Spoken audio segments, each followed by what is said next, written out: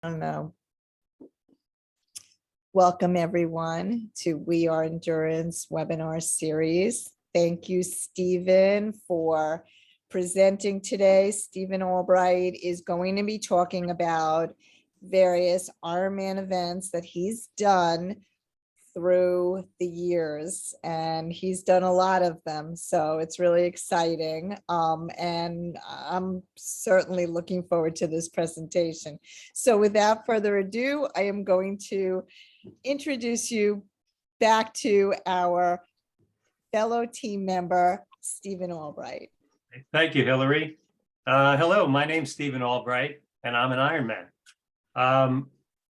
I was born and raised in the Midwood section of Brooklyn, New York. And what I realized when I was trying to put my presentation together was that I was a multi-sport athlete well before it was fashionable or people called it multi-sport, because growing up, I was in the 1960s and 70s, I was playing basketball, roller hockey, all forms of baseball. I was riding my bike. I was running around the block. I was playing tag. I was climbing. In the summer, I was swimming, and I was just in general having a good time and getting a lot of exercise. So I had some basis for doing a lot of different multi-sport activities. And when I got older, I became a lifeguard when I was 16 and worked as a lifeguard on the North Shore of Long Island. And then I also worked during the winters in Brooklyn at a pool. So I got some extra swimming. My roller hockey and limited ice hockey translated into me playing ice hockey in college for 4 years, and then for another 20 plus years after that in adult leagues and on travel teams. And I continued to play basketball on a regular basis in some adult leagues and intramurals and with friends and family whenever possible. So I had a athletic background, but 1992, I was working in a law firm, and one of my coworkers said, would you be interested in doing a triathlon? And I said, what's that? And he said, well, there's a swim, a bike, and a run. So I said, well, I can swim. I have a 3-speed Raleigh with a child seat on the back that I've been riding, and I can run. So when is it? It's in September 1992. So I said, that's great. I have the whole summer to train, and I'm going to take a shot at doing that. So the first time I did a triathlon was Mighty Hamptons, 1992. I met Steve Tarpanian, who was running the race at that time, and I really enjoyed myself. I have to say I've become a lot more aero over the years. I had a bathing suit that I wore. I had my 3-speed Raleigh with my child seat on the back that I rode. And I had a pair of run sneakers and some cut off sweats that I used on the run course.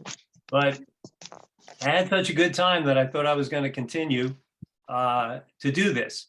So I bought a better bicycle. And then I continued to race sprint, Olympic, and odd distance races from 1992 going forward. I started training with Team Total Training. I swam with Steve Tarpanian. I decided that I would try to relearn how to swim. I did a course with Total Immersion. I swam with Steve and his team. He was a great coach, and I really improved my swimming. I also decided that I would try to do some longer distance events just to see what it felt like. So I ran a couple of different marathons. I ran, my first was Disney World, 1998. Then I came back and ran New York City in 2000. And then I ran a couple of others. I ran Austin, I ran Long Island. I decided I would try to do some Century bike rides just to see what that would feel like, and I did. I tried to do some longer endurance swim events. I swam a couple 5Ks, found some groups to swim with outdoors, and I was starting to think, could I lay the distance stuff back to back. I could run a marathon, but could I run a marathon after I rode 112 miles? And could I do that after I swam 2.4 miles? So it started to intrigue me. But I was working in New York City and I was commuting, and I really didn't have the time to train a lot during the week. But things changed in 2001. On September 10th of 2001, I met with the partners I was working with in a small law firm and let them know that I was going to move my practice back out to Long Island. My children were younger, they were in school, they needed me to be around more often. My wife was doing a lot of international traveling for her job. And so it gave me the opportunity to cut my commute down, which also gave me the opportunity to increase my training on a regular basis. So I did that. And then in 2003, I accepted an in-house counsel position out here on Long Island. And I said, this is now my opportunity to take all that time that I had been using in the past for commuting and working late and try to turn that into a possible endurance race experience. And so I decided I was going to register for Ironman Lake Placid in 2004. So I registered. I spoke to a lot of people about that I had been swimming with and training with. And I decided that I needed to get some guidance on nutrition and hydration and a better training plan. So I was able to find multisports.com in 2003, and I made a telephone call to them. They were based in San Diego, and Paula Newby-Fraser picked up the phone. I couldn't believe that I was talking to Paula Newby-Fraser on a telephone call to try to get some advice. And if you don't know who she is, you can take a look, but she's probably the greatest woman athlete of all time. So I was happy to sign up with multisports.com, continue to train locally with Team Total Training. So I was coached by Paula Newby-Fraser, Heather Fuhr, Paul Huddle, Rock Fry, and their whole group of professional athletes and people that they were working with. And they had a whole training system, an outline for how to train, which included swim, bike, run, weight workouts. They also had camps at the Ironman venues for the races, and they had a San Diego winter camp, and I went to many of those. And to me, it was the best possible training experience that I could get, because I was dealing with so many people who had so much experience doing this. So we get to 2004, and I have to ask this question. I know I sent around a summary of my last Ironman experience, but if you could live your life in one day, would you do it? That's been my experience doing Ironman. Like, I would try to do that as many times as possible. And I've known a lot of people who have done one race and said, okay, off my bucket list, I was able to do the race. Great. It was just too much training, whatever their experience was. But for me, answering that question, yes, I've answered it yes so far 17 times. So let me go to 2004 Ironman Lake Placid. And now I want to be able to share my screen. If I can, let's see. I think I have to tell me what I have to do. Okay, go to the green button on the bottom. Okay. I have share screen. Yep. Okay, and then let me hit share. There you go. No, I have to hit this. Okay. There you go. Yep. Okay. All right. So the first thing I did was in 2004, I went to Multisports Ironman camp at Lake Placid so that I was able to swim in Mirror Lake. I was able to ride the bike course, and I was able to run the run course, all before I went out and did it on race day. And my first picture they had up is Heather Fuhr with me out on the bike course prior to the race in 2004. And just so you know, Heather won Lake Placid 5 times. So to be able to ride with her was just a great experience, but she's just a great person also and very friendly.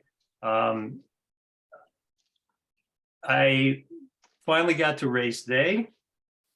And back in the days when I started at Ironman, it was a mass swim start. So here's a picture that I have framed in my office. This is the swim start from Ironman Lake Placid in 2004. You can't see me personally, but I know where I am. I'm way over there by the trees. It was a different experience in those days when you had to start with 2,500 other people in the water. So what I did was I asked people around me, how fast do you think you're going to swim? So I had a general idea of where I would fit in. I didn't want to have to get stuck behind people, and I didn't want people to run me over. And in Ironman, if you're swimming very slow and you decide to go up in front, like, you know, when you do some of those local run races and you look at the front of the pack and you say, what's this person doing in the front of the pack? Because they obviously are not going to run 5-minute miles. Ironman people tended to just swim right over you. So it was a good idea to figure out where you fit in on the group. So I did Ironman Lake Placid in 2004, and I asked myself, could I go faster than I did on this race? And I said, I probably could. So I would like to do another race. So I signed up to do Ironman Coeur d'Alene in 2005. And I again trained with multisports.com. And I went to a camp out in Coeur d'Alene before the race. I flew to Washington State, and then I drove back to Coeur d'Alene, did the camp, and I got to ride the Coeur d'Alene bike course with Paula Newby-Fraser. So here's another one of my pictures with me and Paula from 2005, after we were out riding on the bike course. And Coeur d'Alene had a very similar feel to Lake Placid and the whole Adirondack feel. So it was a similar type race. It was climbing on the bike. The run course was a little bit flatter than Lake Placid. But I want to talk about one of my other experiences at this time. So in the early days, in order to get my bicycle to the race or to camp, I either disassembled it, packed it in a hard case, and flew with it, or I sent it via FedEx to a local bike store. And for a couple of years, Ironman also had a on-site race techs and bicycle maintenance people where you could send your bike directly to them, and they would accept it and then assemble it, tune it for you. You could ride it, you take it back, they disassemble it, put it back in a case, and send it back to you via FedEx. So I go to Coeur d'Alene for the camp. I send my bike out to the bike store. They assemble it, I pick it up, I ride it, no problem, bring it back, they disassemble it, they ship it back to me. And I plan to do the same thing for the race. So the day before I'm going to leave to go race, I call the bike store because my bike should have arrived, and they say, no, it's not here. So I call Federal Express and I say, did you lose my bike? And they say, no, we didn't lose it. We know exactly where it is. And I say, where? And they say, it's in Anchorage, Alaska, because it got on the wrong truck. So I was riding a Cervelo, and Cervelo at the time was the Ironman bike sponsor.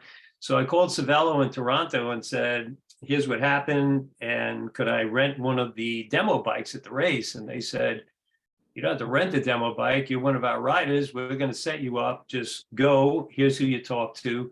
And they had their Tour de France mechanics at the race. So I was able to go to the Cervelo tent, meet the Cervelo people. They set me up on a bike, sized me, fit me for the bike, and I was ready to ride it for that race. However, I get a call from the bike store on Saturday. I think this was a Sunday race, so I probably got a call like late Saturday morning or Sunday before I checked my bike in for the race, and they said, your bike has just arrived. So what I did was I had them assemble it. I took it back over to the Cervelo booth. I had them check it out, and I thanked them very much for all their support, but I wound up riding my own bike for the race. So sometimes things can go wrong, and they have many times, and I'll talk about them, but you need to just remain calm and come up with some alternate plan. So I was able to get myself set up. I did the race. And I just want to mention another thing that Paula had said to me, when I came back out to Coeur d'Alene was, her thing was like, you should, treat the race as a long training day. You shouldn't be that concerned about what your time is or your performance, because once you start trying to hit certain time goals or performance goals, you're putting a lot of pressure on yourself. And I've tried to remember that throughout the years. I've also tried to remember that things can change fast, and sometimes you need to change your goals. So 2006, I decided that I was going to go to Ironman Arizona in Tempe. My middle daughter was a senior in high school. I thought it would be a good opportunity too. We could take a little tour of Arizona State University.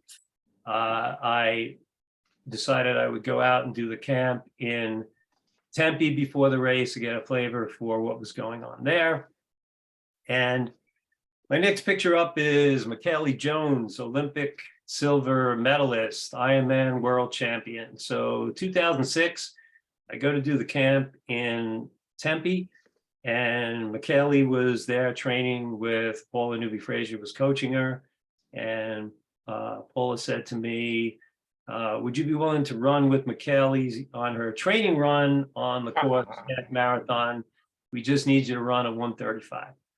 So I said, well, I think I could do that, but that's a really fast, like all out run for me. I know that's a little bit of a jog for Michaeli, but just the opportunity to be able to run with her and to be able to have Paula ride with us on her bike, I said, yes, I'm going to do it. And I did. So I'm going to take some credit for Michaeli winning Ironman that year, both Arizona and the World Championship. And I've seen her over the years, and I was happy to have her sign this picture of us together. So that was a really good experience. Another good experience I had at that camp was Gatorade was trying to come up with some new flavors. And so they asked, what people were drinking, and I had been drinking Gatorade at the time. So they asked me if I would be willing to take part in their flavor testing and new product development. And I said yes. And so I was able to get products and test them from Gatorade, and was able to work with their product testing for the next couple of years. Another thing I wanted to mention was I spoke with a lot of people, because now I was going to race in the desert, and that's a whole different environment. So there was really no shade on that course, except if you were downtown and you got shade from the buildings, because once you left the downtown area, it was just wide open desert. It was just cactus and rocks and sand, and it was windy. I remember they told me that the wind will change directions in the desert, and I was trying to figure out how that was going to happen, but I got to experience it. So, it was a 3-loop bike course. I'm heading out on the Beeline Highway, and you have a little bit of a tailwind. So I'm thinking, okay, when I start to come back, I'm going to have a headwind, but the wind changes direction. So not necessarily the case. Also, whenever racing next to the desert or next to the water, you can expect that it's going to be windy. I've found that out over the years. So a big thing about that race for me was to keep hydrating, because I wasn't sweating or dripping sweat. There was just salt stains all over my body. It was that dry heat in Arizona. And I also got to run the underwear run, sponsored by Paul Huddle and Rock Fry, who also sponsored the Kona underwear run every year, which was a fun experience.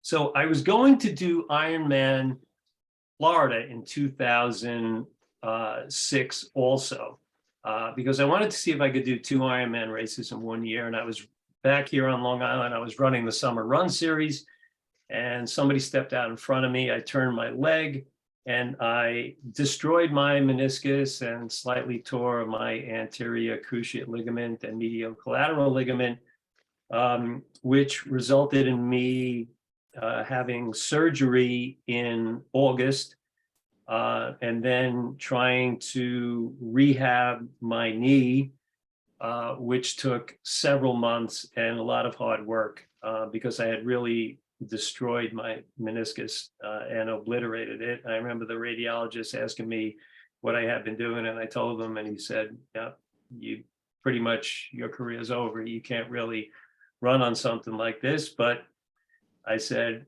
"I'm not sure about that. I have some faith I could rehab it." And I went to the multi-sport winter camp in San Diego, and I met Danny Abshire. Danny was one of the founders of Newton Running, and I worked with Danny to try to reteach myself how to run and to strengthen my leg and to do a lot of forefoot running. So I was able to rehab myself, and I took a pass on Ironman Florida in 2006, but I signed up for Ironman Florida in 2007 because I knew I wanted to see if I could come back and if I could make the distance. So I trained again that year. I went down to Florida. I did the camp in Florida. I want to mention that I got 2 flats on the bike course while I was at camp. There was a real rough road section. So I was able to change the flats, because if you're going to do Ironman, you need to have some basic knowledge of bike maintenance, and you have to be able to change a flat. Changed the flats, did the camp. Thing that sticks out in my mind about that race was it was the fastest run I've ever done on an Ironman race. So I've been chasing that time since 2007. I haven't been able to hit it again. It must have been the entire year of rehab that I was in such good run condition for that race. But I did have a pretty good time at the race, and I was glad that I was able to complete it and come back. In 2008, I signed up for Ironman Wisconsin. My recollections about Ironman Wisconsin are the following. It was a completely different type of race because it wasn't really hot, but it was temperate. There was the helix. So when you come out of the water, there's a long stretch down the road, and then you go into the helix to the parking garage, and then you run up the ramp 5 or 6 stories to get into the convention center to pick up your bag so you can change. And you come back out on the roof, and then you get on your bike to get on the bike course, and then you go down the helix, do the bike course, come back, then you have to bike back up the helix and go back and do the same thing. I thought it was pretty interesting. Also, the run course was a 2-loop course, and it was through the University of Wisconsin. So I don't know if anybody went to school in Wisconsin, but there is a huge football stadium on the campus, Camp Randall, and we were able to run around the football field in the football stadium on each lap on the AstroTurf, which was a really nice feeling to get off the pavement and to get on something softer, but I thought it was a pretty nice experience. The morning of the race, I couldn't get a hotel in downtown, so I stayed a little bit outside of town. My brother was with me. We drove in and we parked right across the street from the Great Dane, which was a bar restaurant. And I said, before 9 o'clock tonight, we're going to be back here at the Great Dane, drinking a beer and having a taco. And he said, "Are you sure about that?" I was sure about that, and we were. But one other story from Wisconsin, I was on my first loop on the run course, and I saw Amanda Lovato walking in front of me. And I knew it was Amanda Lovato because I had been doing training videos. Coach Troy Jacobson had a training series on DVDs that I was doing, and there was one in particular that I had done many times. It was called Suffer-O-Rama. It's about a 45-minute workout, but pretty much that's what it was, Suffer-O-Rama. And Amanda Lovato was on the Suffer-O-Rama video. And when I saw her on the course, I went up to her and I said, I just want to say hello. I train with you all the time. She was looking at me like I was crazy. Then I explained to her that I trained with her on Suffer-O-Rama. And she told me that, she wasn't feeling that well and she was having a bad day, but she didn't really want to give it up, and that she was going to, pretty much walk it in. But she thanked me for coming up and talking to her and told me that I made a day. So I was happy about that. I said, thank you for letting me train with you for all those years and finally getting to meet you. Let me go to my next race, the inaugural Ironman Cozumel in 2009.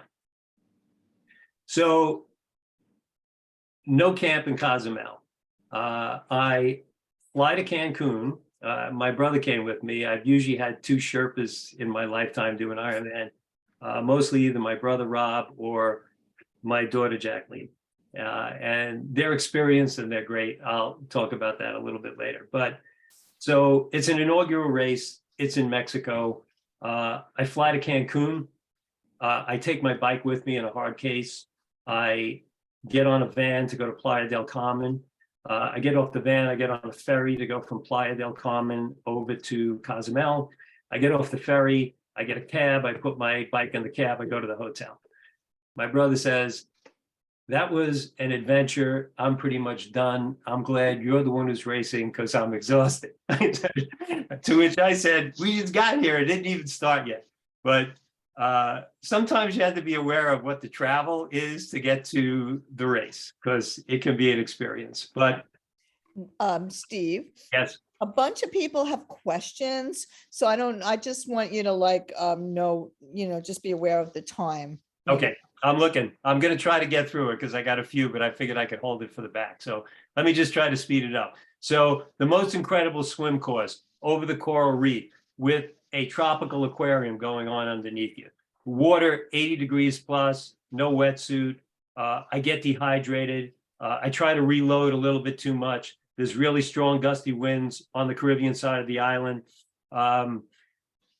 I know I'm going to have to throw up because I tried to put too much into me in touch a little time. I take a look. I don't see anybody. I don't get off the bike. I let it go. I wind up hitting Yvonne Van Lerken, who winds up winning the race. I don't know if it was just lucky. I go up to her at the award ceremony and apologize. I just have to say I'm fortunate that she won the race because she was in a good mood. I stay the rest of the week. It was the Thanksgiving weekend. I stayed the rest of the week. I went snorkeling, sightseeing, got the whole Mayan culture experience. Highly recommend Cozumel. 2010, I go to St. George, Utah. That's another inaugural race. Definitely the toughest course I've ever done. I know they moved the Ironman World Championships there last year. It's approximately 10,000 feet of elevation on the bike course gain. I took a picture of my poster from the race. That's pretty much what it looked like. So I could go out to swimmers out near Zion National Park in a reservoir, bike back to town, bike across the desert, get to those mountains, bike up those mountains twice, come back down, do a 2-lap run, which is basically 10K up the mountain, 10K down the mountain. Day before the race, something doesn't feel right, not sure. Wanted to see if I could swim. My lower back was bothering me. Went out to the reservoir, was able to get in the water and swim. Water was about 55 degrees. Wake up race morning about 4 a.m. Still not feeling too good. Got something going on. My wife said, "Are you going to do this?" I said, "Yeah, here's what you do. Just go downtown about 2 o'clock. If I'm in off the bike, you'll see me. If not, go to the medical tent. But I think I know what's going on. I think I might have a kidney stone. I think it might be moving." So I get on the bus, I go out to the reservoir, I do the swim. It was cold. It was 45 degrees air temperature when we started the race. and the water was 55. Get on the bike, pretty much kept throwing down as much liquid as I could. It was like a tour of the Porto Sands for me to try to keep this thing moving. I then realized that, yeah, I have a kidney stone, it's moving through me. I finally wind up passing it at 80 miles on the bike course. Came out of the Porto Sand, a couple of people asked me, are you okay? I said, I am now. I managed to finish the bike. I get downtown, I see my wife, I say, go to that restaurant we went to, take your time. It's not gonna be a fast marathon, but I'm gonna finish. Only finished a jacket I ever bought, probably my favorite race because there's no way I should have finished that. But I did, because it's always up to you when you decide that you're gonna stop. And I didn't decide I was gonna stop. So fortunately, I was able to pass it because I didn't think I could run with it. I could have been doing a Tim DeBoom laying on the road, but it didn't happen. Go to Las Vegas after the race, have a good time. 2011, go to Lake Placid. I've been training with Steve Tarpanian, Team Total. Did the race in 2011, Lake Placid, with the Team Total training group, and Steve had a good experience. Was able to beat my 2004 time. So that all made it good. 2012, inaugural race, Ironman New York, New Jersey. Transition area, Ross Dock, under the George Washington Bridge in Fort Lee. Prior to the race, sewage spill in the Hudson. A lot of people I was talking to were all crazy about, it's their first time doing the race, and what if we can't swim? Not within your control. Can't do anything about it. Just have to do what comes up. It will happen to me again. Bring the whole family. Everybody's in Manhattan. They all go to a Broadway matinee while I'm racing. I take the ferry at Chelsea Piers, 4 a.m. over to Ross. Well, the day before check-in, pouring rain, same thing. From Chelsea Piers, the ferry, go to Ross Dock, check my bike and bags in, come back.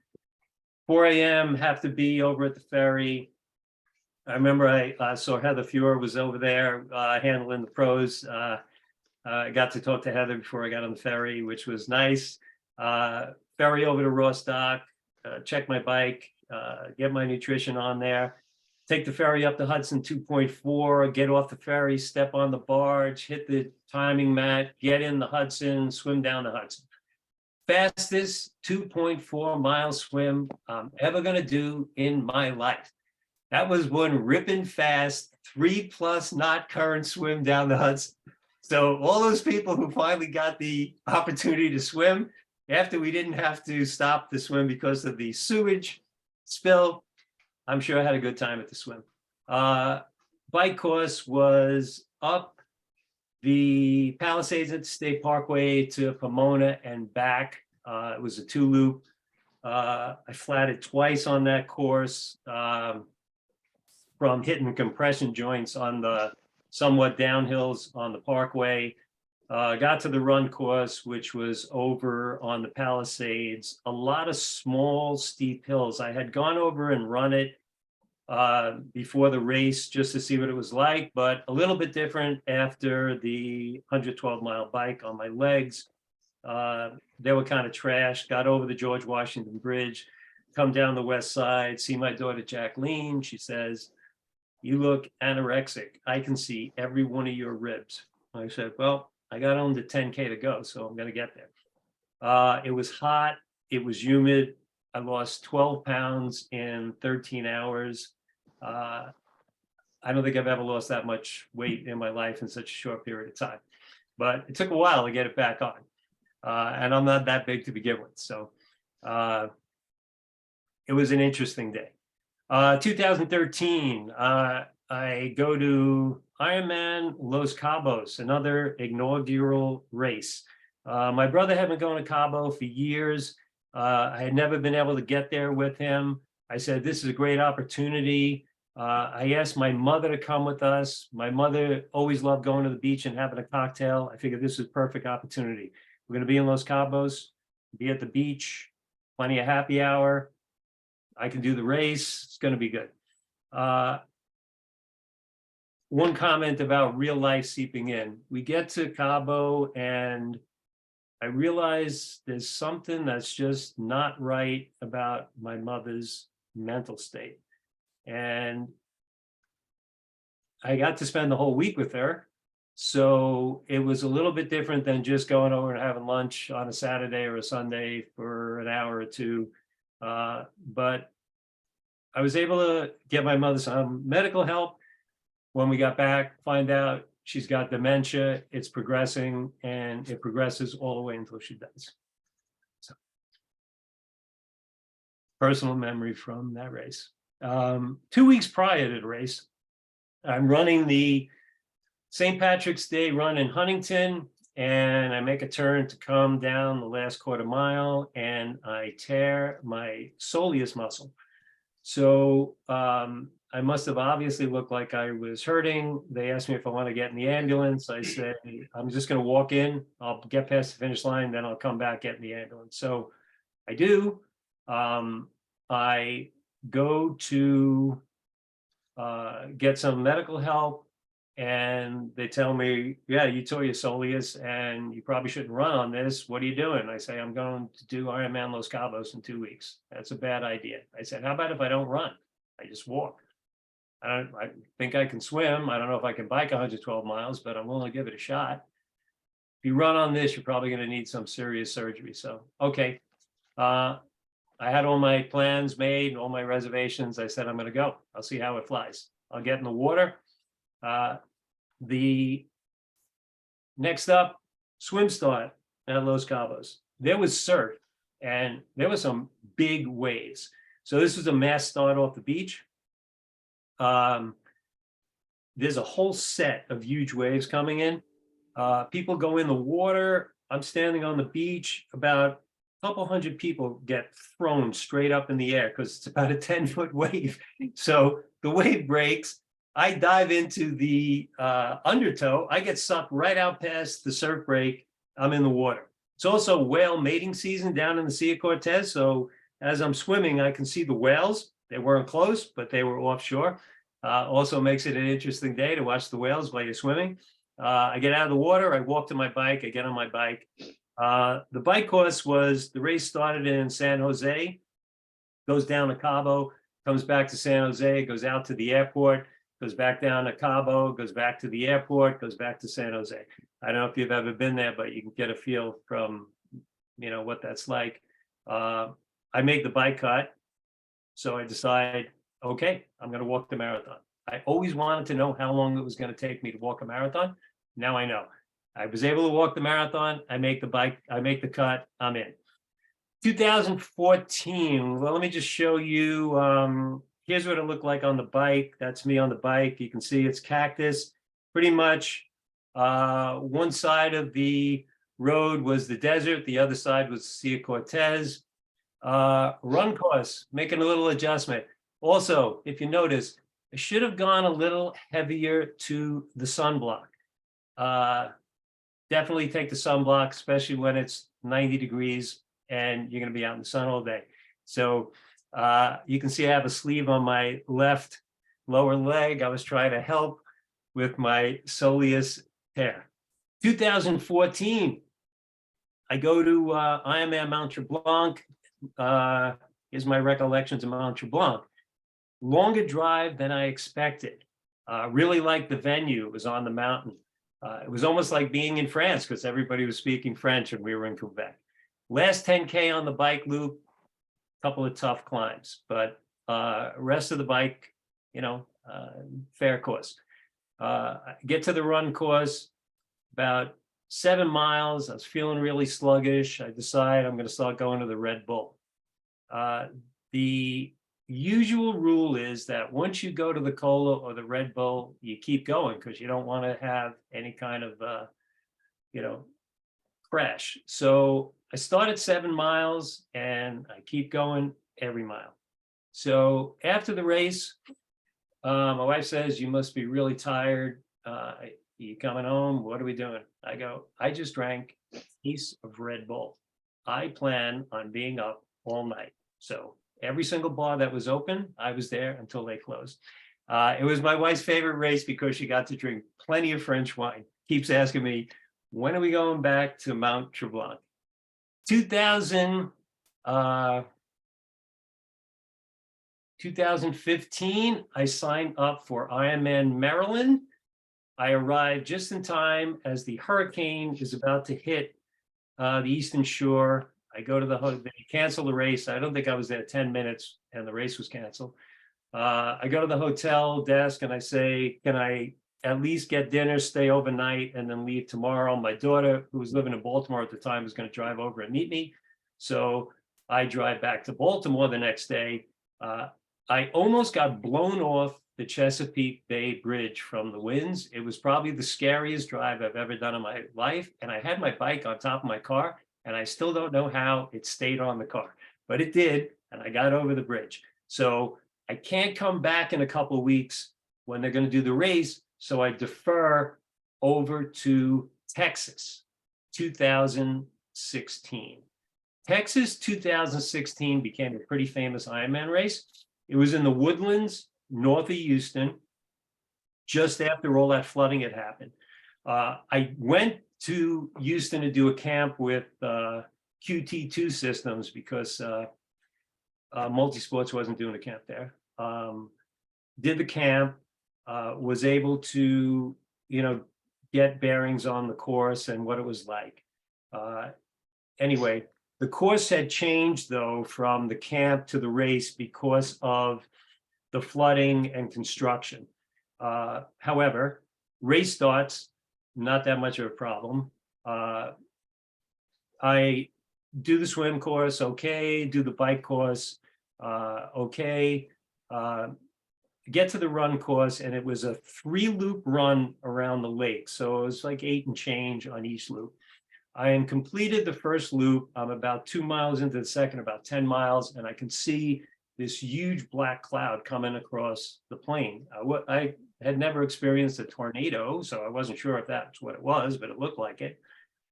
Anyway, it finally got to us in a pretty short amount of time, and it was previously 80 degrees and sunny.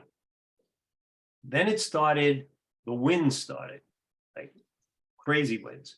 Then it started hailing like golf ball size ice from the sky. Then there was lightning like I've never seen before or since that was going from heaven to earth. And then it started to rain. Within about 15 minutes, the water was past my ankles up to my calves. The race was stopped for 45 minutes. That was a whole nother experience. Everybody was hanging out together because you had to stop downtown or at the far end of the lake. Because I was on the course heading out, I had to stop at the far end. Ironman restarted the race after 45 minutes. They sent out a truck with nutrition, hydration, garbage bags. Anyway, race starts up. I'm going to put up my picture from Texas. My memorabilia from that race is weathering the storm, because they had a great article in Triathlete about the race. Proof of life that I made it to the finish line. You can see there's some umbrellas up there. My brother was with me, Sherpering for me at the race. I meet him at the end of the race. I say, what happened downtown? He says, well, it was crazy. Everything was blown apart. People were running. I said, what did you do? He said, I thought you were probably dead, so I went and got a beer in your honor. Okay, help me back. We were able to finish that. 2017, I go to Louisville. I injured my arm 2 weeks before the race. I couldn't get my hand up over my head, so I wasn't sure about my swimming. I decided I was going to get any kind of treatment I possibly could to get it done. I get to Louisville. My daughter Jack was with me. Day before the race, I didn't go in the water for a couple of weeks. Get in the Ohio River, able to swim about a half mile, felt pretty good. Said, this is going to be great. Race day. This is me coming out of the water. I'm putting this up for the following. My daughter knew my situation, my injury with my arm. So I come out of the water after I got my wetsuit stripped off. I'm heading toward transition to get my bag. She yells from the crowd, Steve-O, 105. So I swam a 105. I look up to find her to wave. I trip over the wires that covering for the electric. I hit the pavement. I am bleeding from both of my knees and my elbow. I figure I'll get my bag. Let me get over there, get on the bike, but I can't stop the bleeding. So I go to the medical tent now. They're looking at me like I'm crazy. I go, look, just stop the bleeding so I can just continue the race. I'm not going to die. It's just a little blood. So they did a nice job, got me out, did the bike course, remembered what my experience was with the Red Bull, waited until mile 21 on my second pass at Churchill Downs until I went to the Red Bull. Had a great bourbon tasting tour and barbecue post-race for the next couple of days. Chattanooga, 2018. Rain and flooding before the race. That resulted in a swim cancellation.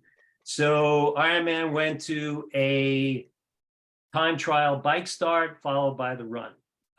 Great Civil War location if you like Civil War things, you're looking to do a race. Bike course goes out into Georgia past the Chickamauga battlefield. Enjoyed the hotel being right across the street from Transition. Did some great sightseeing. Here's a picture from me coming across the bridge in Chattanooga. Actually looks like I'm almost running, but I'm sure it was a little bit of a ballet jog at that point. Anyway, 2019, I decided I was going to try something completely different. Inaugural race in Ireland, Cork. I tell everybody in my family it's going to be great. Let's all go. Take everybody to Cork.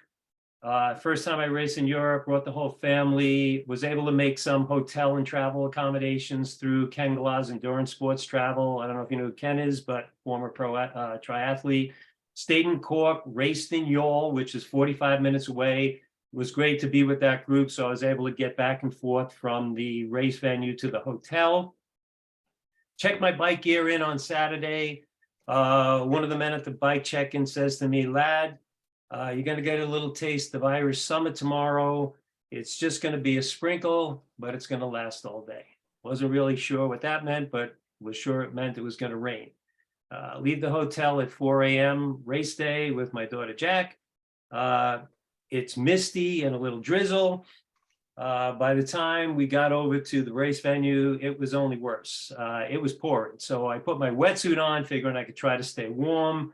Water temperatures 55, air temperatures less in the low 50s. And for you Seinfeld fans, the sea was angry, my friends. Anyway, Ironman decides they're going to cancel the swim because they're afraid everybody's going to get hypothermia because the water's so cold and it's raining and it's going to rain all day and it's only 50 degrees. So now my expectation was, how much time do I have on the bike course? These roads are not that good and it's pouring rain. I don't want to fall. I just want to stay upright. So I'm able to make the bike cut. They pulled a lot of people off the bike course for all kinds of hypothermia issues. It was still pouring rain. I slip as I'm walking. I'm going to put up my picture. So if you take a look at my picture, it's on my left of me walking with the bike. That's a good, pretty much the entire day. It just poured rain like that. And on the right is me somewhere out on the bike course in Ireland. In any event, got to the run course, was able to, when I slipped on my bike shoes, I did something to my back. The first three, I couldn't even run for the first 3 miles of the run. So I was able to walk, get myself back together, get to the run course. I'm going to put something else up. On the right, to me, that's my 3 daughters. They had this nice little, my face with a little Irish leprechaun hat on, which I love because it was a 3-loop course. So we came by 6 times. They had to put down the Guinness, come out of that nice warm bar. You can see the way they were dressed. It was cool. And that's post-race back at the hotel. The people at the hotel were really nice. They knew it was a cold day. They had some nice Jameson hot toddies for everybody. Had a great time. Went back to Dublin with my family and everybody loved it. 2020, COVID, no race. I did some really cool virtual stuff. including the Race Awesome New York to Cleveland, which I thought was a lot of fun. Also did virtual Jones Beach, was able to go out there, swim, bike, run on the course. 2021, unfinished business. I went back to Maryland. Here I am in my We Are Triathletes gear. Also got a lot of people love the Bucket Hat Man. Was able to get a lot of support on the course and a lot of cheering from that. 2022, inaugural race.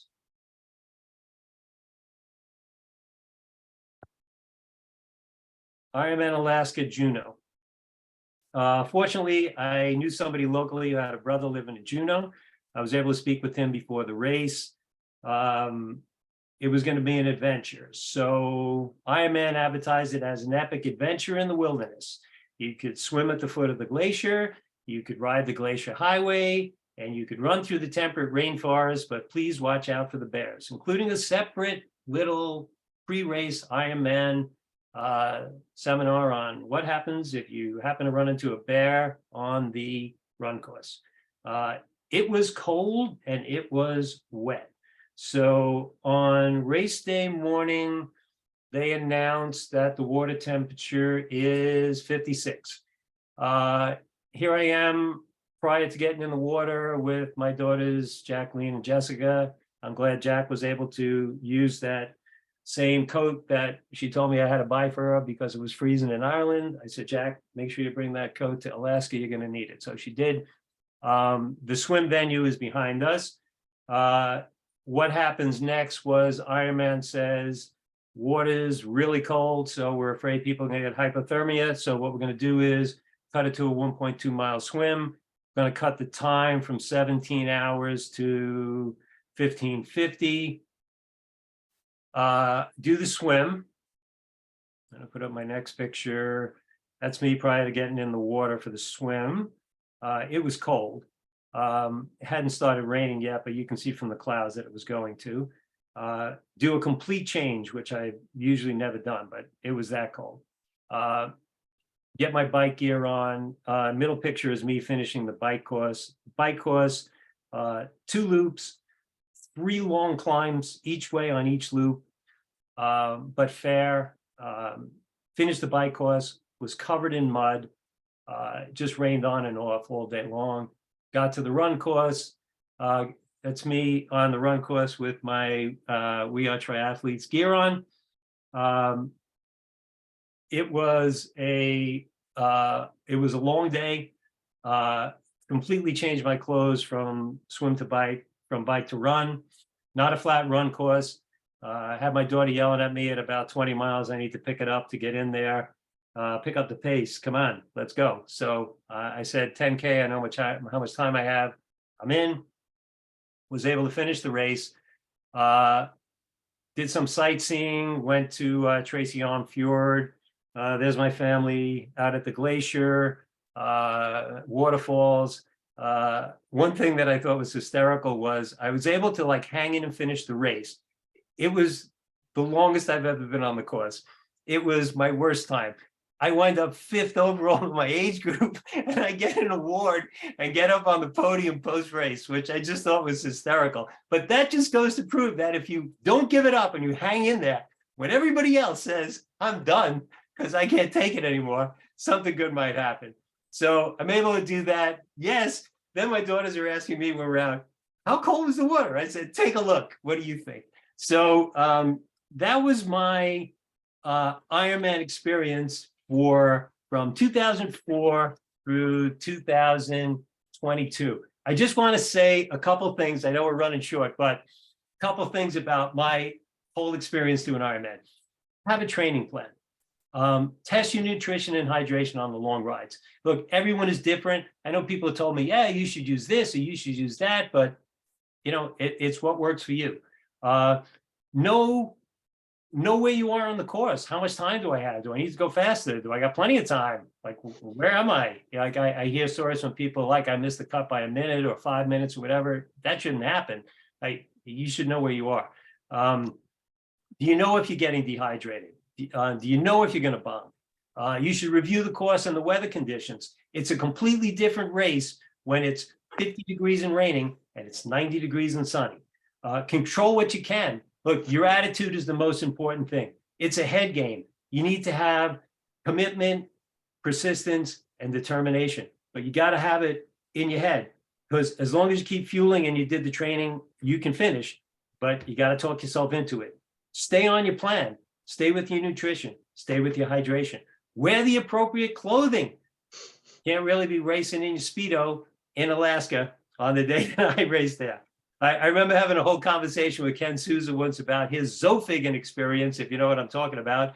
He got caught in the snow in a bikini. Anyway, bike shipping. I've been using Tri-Bike Transport lately. It's a lot easier just to show up and have them pick it up and drop it off for them. You need to know some bike maintenance. Can you change a flat? What if there's some minor change? Great to have support of family and friends. Great to have Sherpas who have some experience. Use the sunblock. You saw that picture of me.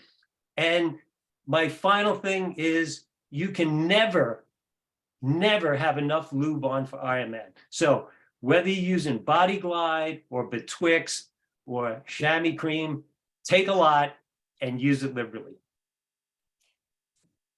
Thank you. Thank you very much, Steve. We don't have very much time for a question. Maybe if we have one question. Yeah, let me just put up, let me get me. I don't Just know. do the stop share. Okay. Yeah. Okay. I'm back. Okay. Yeah, we don't really have any time, but if anybody, has a quick question to ask. Yeah, if Yes, anybody's Dave. interested, yeah, just if anybody's interested in any of these races, or like, I'm happy to talk to you or tell you what I thought. I know somebody this year said, "Oh, I'm going to do Ironman Cozumel." You did that. What can I expect? I told him. So Steve, with all the Ironmans that you've done, if you had to pick one and could only do one, for the rest of your career, which one would you pick? I would like to go back and do Cozumel of all the races that I've done. It was just, yeah, it was, it was hot and it was windy, but it was the most incredible swim. I really enjoyed it. Okay. All Okay, right. Dave. Nice. Impressive presentation. Thank you. Yes, thank you. Thank you very much, Stephen. This was great. Thanks for letting me rant for the entire time. I have to. You lost a couple of people here, but that's okay. That's So okay. I'll catch it on the rewinds. All right. Thanks, everyone. Have a Thank good you. Thank you, Hillary. Thanks for listening. Thanks.